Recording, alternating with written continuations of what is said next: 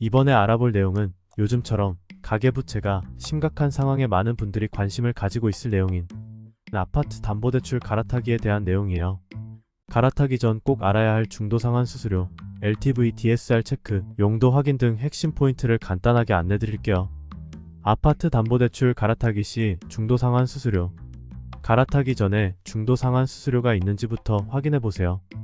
대부분의 아파트 담보대출은 3년 이내에 갈아타기 할 경우 중도상환 수수료를 내야 해요. 빌린 돈을 너무 빨리 갚으면 은행 입장에서도 이자 수익이 적어지기 때문에 일정 기간 동안은 여유가 있어도 모두 상환할 수 없게끔 막아놓은 건데요. 일종의 페널티라고 보면 됩니다.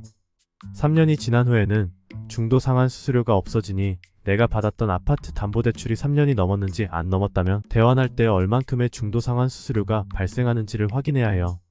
중도상환 수수료는 보통 남은 잔액의 1%에서 2% 정도로 은행마다 면제 비율 조건 등이 다르기 때문에 받았던 은행에서 정확히 확인하는 것이 좋아요. 결국 아파트 담보대출 갈아타기 후 아낄 수 있는 금액이 중도상환 수수료보다는 커야 의미가 있겠죠. 상담을 받아보니 갈아타기 후 금리 차이가 크지 않고 결과적으로 절감되는 금액이 그리 크지 않다면 굳이 번거롭게 갈아탈 이유가 없어요.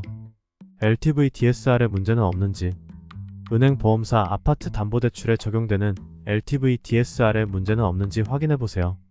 기본적으로 아파트 담보대출 갈아타기는 기존 빚을 다 갚고 새로 돈을 빌리는 형식인데 아파트 시세 하락이 있는 경우 현재 은행과 보험사에 적용되는 LTV를 초과하게 되는 경우가 있어요.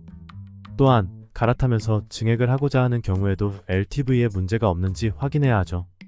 더불어 DSR을 초과해 아파트 담보대출을 실행할 수 없기 때문에 최초 담보대출을 받을 당시보다 현재 소득이 많이 낮아진 경우라면 DSR 초과로 갈아타기가 어려울 수도 있어요. 담보대출에 대한 모든 궁금증은?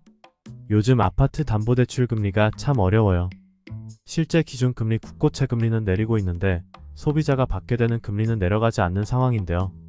금융당국에서 가계부채 증가를 잡기 위해 시중은행의 대출관리를 지시하고 있어 금리 할인 항목을 줄이거나 가산금리를 올리고 있기 때문이에요.